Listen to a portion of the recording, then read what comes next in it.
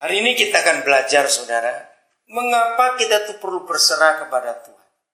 Seringkali kata berserah itu disalahgunakan. Kata berserah itu menunjukkan bahwa kita tidak berdaya di hadapan Tuhan. Kita sangat bergantung penuh kepada Dia. Saya ingin ajak saudara berpikir begini.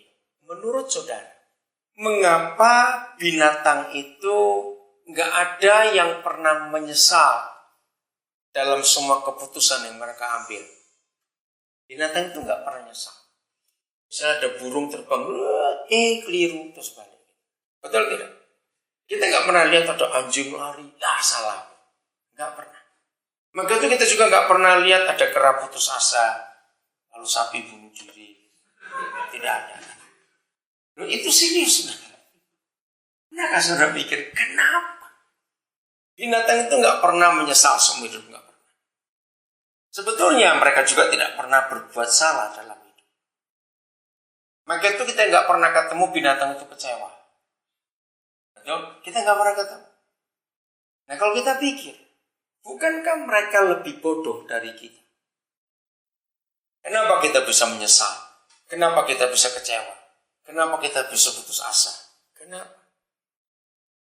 Lebih hebat lagi, binatang itu nggak pernah tersinggung. Pernah mikir itu? Mereka itu nggak pernah tersinggung. Tapi kita kenapa bisa? Di sini kita akan belajar, saudara, betapa dalam hidup kita itu perlu berserah kepada Bapa di surga. Kenapa? Mari kita baca ayat ini, 1 Korintus pasal yang kedua. Setan saja pernah menyesal. Bahkan penyesalan setan sangat fatal, sangat marah.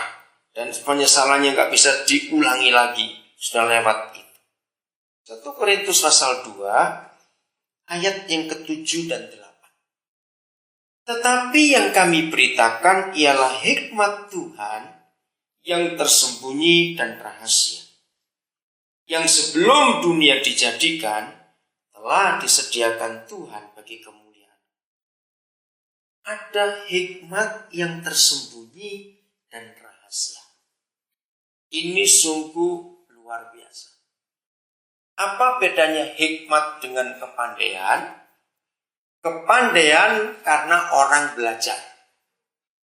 Hikmat itu bukan kepandaian.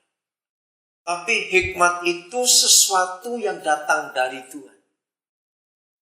Orang-orang Yunani kuno, filosof-filosof itu, mereka belajar untuk berhikmat. Tapi tetap hikmat manusia tidak bisa menyelesaikan apa-apa.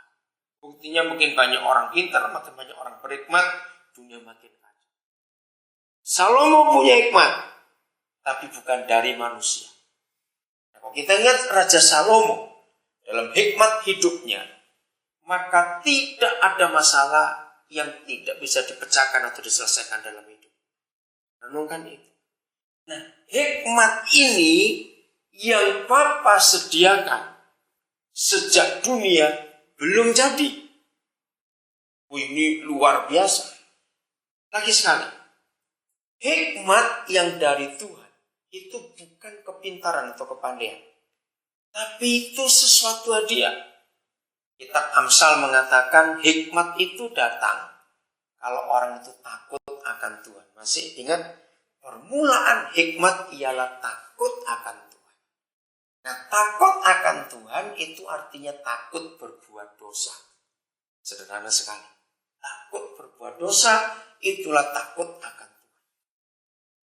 Hikmat itu yang paling jelas pernah bekerja dalam hidup Salomo. Sehingga tidak ada masalah sekecil apa, sebesar apa yang tidak selesai. Tidak. Nah, hikmat ini yang Papa beri buat kita. Maka kesimpulannya, kalau semua kita punya hikmat, maka tidak ada masalah hidup yang tidak bisa selesai. Katakan amin. Betul tidak? Tidak ada masalah hidup yang tidak bisa selesai. Karena ada hikmat. Dunia mencari ini, saudara. tapi nggak akan pernah dapat. Maka itu kalau sampai kita sebagai anak-anak Papa di surga punya masalah nggak selesai-selesai, pasti kita kekurangan hikmat. Karena di mana ada hikmat itu nggak ada yang sulit. Sebuntu apapun jalan itu nggak ada yang sulit. Kembali ke ayat 7. Hikmat ini dalam kondisi tersembunyi dan rahasia. Bayangkan, sudah tersembunyi, dirahasiakan lagi. Hilang sudah tahu di mana barang itu. Nah itu kita harus cari. Nah ini yang diberitakan Tuhan kepada kita. Dan janjinya, lihat kalimat terakhir. Telah disediakan Tuhan bagi kemuliaan kita.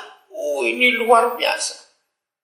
Oke ayat 8. Tidak ada dari penguasa dunia ini yang mengenalnya.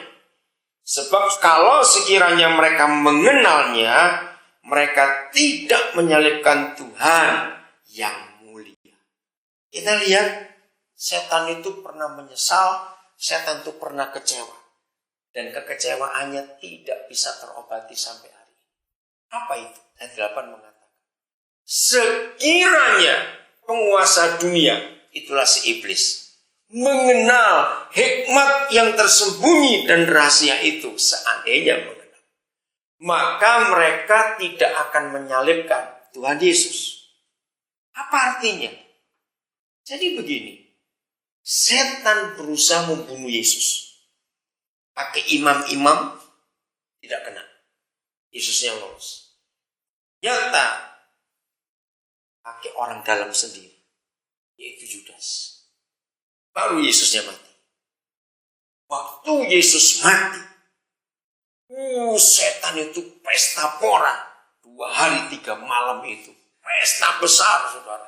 Seluruh dunia neraka ramai sekali. Tapi menjelang hari ketiga pagi-pagi, pestanya bubar. Kenapa? Yesus bangkit. Nah, di situ mereka kaget. Ternyata mereka baru tahu, tapi sudah terlambat. Yesus itu jauh lebih hebat setelah dibunuh. Maka arti ayat ini, kalau setan tahu Yesus itu lebih hebat setelah mati, maka setan biarkan Yesus tua sampai hari ini. Ngerti arti ayat yang ke-8 ini? Jadi kalau setan tahu Yesus itu lebih hebat setelah mati daripada waktu dia masih hidup, nyeselnya, tahu gitu gua gak bunuh lu. Bayangkan kalau Yesus ada sampai hari ini sudah tua, berjenggot, uban, sudah gak karuan. 2000 tahun umurnya. Arti ini saudara. Jadi sebagai orang percaya, anak-anak Bapa di surga, jangan pernah takut dengan kesulitan. Artinya hikmat itu ternyata makin sering kita mengalami kesulitan, sebetulnya kita makin berhikmat. Dan dunia mempercayai itu. Masih ingat kata-kata orang tua dulu? Kalau sudah makan asam garam, istilahnya gitu. Jangan banyak-banyak, ntar darah tinggi. Ya artinya, kalau sudah makan banyak asam garam, wah pengalaman sudah banyak. Orangnya makin berhikmat. Kenapa dikatakan makin tua atau makin berhikmat? Karena sudah banyak pengalaman. Sudah banyak mengalami tempaan hidup. Sudah tahu macam-macam kesulitan. Dan itu betul. Apalagi kalau hikmatnya datang dari Bapa di surga. Amin. Yang aku beritakan bukan hikmat dari dunia ini, tapi yang dari Dia. Dan itu luar biasa.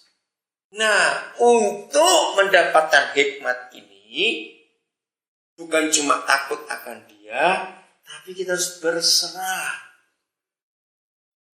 Apa artinya? Menunggu apa yang Dia berikan kepada kita. Contoh begini. Kalau saudara jadi guru, saudara ngajar atau jadi dosen, saudara ngajar. Murid mana yang saudara suka untuk ngajar? Kalau saya bagi 2. Ada satu murid, selalu bertanya.